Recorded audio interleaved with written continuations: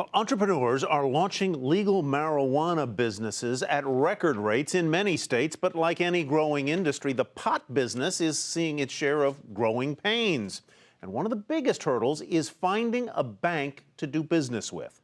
Kate Rogers talks to one entrepreneur who's trying to overcome that challenge. Despite continued progress in the fight to legalize marijuana for both medicinal and recreational use, the drug is still illegal on a federal level. This means entrepreneurs looking to cash in on the budding business model struggle to establish relationships with the banking community. It's a battle Andrew D'Angelo knows all too well. If you've gone through 5, 10, 15, 20 banks, we're on our 15th bank or so right now. Once you go through that experience that many times, you sort of learn how to improve the way in which you establish these relationships with banks. D'Angelo and his brother run Harborside Health Center, a medicinal marijuana dispensary collective in Oakland, California.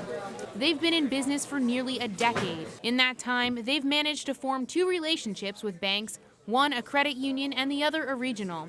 But he knows at any minute those partnerships may disappear. Instead of going through the trouble of establishing a legitimate paper trail for their clients in the cannabis sector, they'll just not do business with anybody in the sector because it's just easier for them.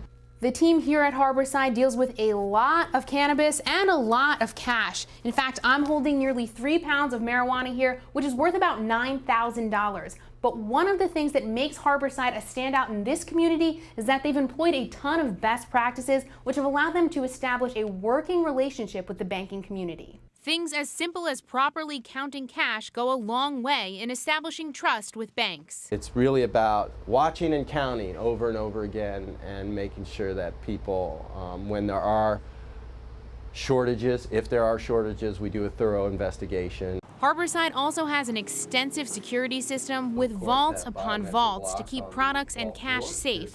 They have more than 40 security camera angles and biometric finger scanners on doors behind the scenes.